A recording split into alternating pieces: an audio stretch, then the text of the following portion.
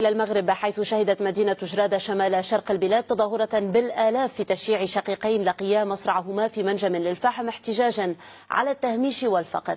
بالتوازي طالب الناشط في حراك الحسيمة ناصر الزفزافي بتسريع تنفيذ عقوبة الإعدام بحقه بسبب مزاعم تعذيب معتقلي الحراك. علي مرتضى. تظاهرات بالآلاف في مدينة جرادة شمال شرق المغرب. الهدف هو التنديد بالتهميش والفقر الذي يطال هذه المدينة، وذلك بعد وفاة مواطنين من البلدة، ما أحدث صدمة بين الأهالي. الضحيتان هما شقيقان يبلغان من العمر 23 عاما و30 عاما، توفيا الأسبوع الماضي لدى جمع عينات من ممرات غير قانونية لمنجم فحم حجري مهجور، وتم انتشال جثمانيهما في اليوم التالي.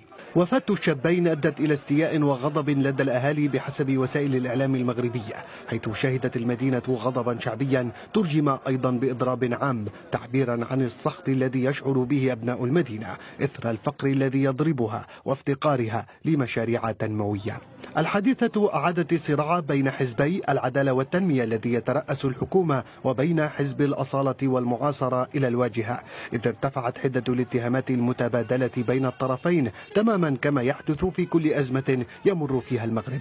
بيان لحزب العدالة والتنمية يقول إن الموت واليأس الذي يعيشه شباب المنطقة هو نتيجة طبيعية لهيمنة قوى التحكم والبؤس على الشأن الاقتصادي والسياسي في المنطقة حسب تعبيره.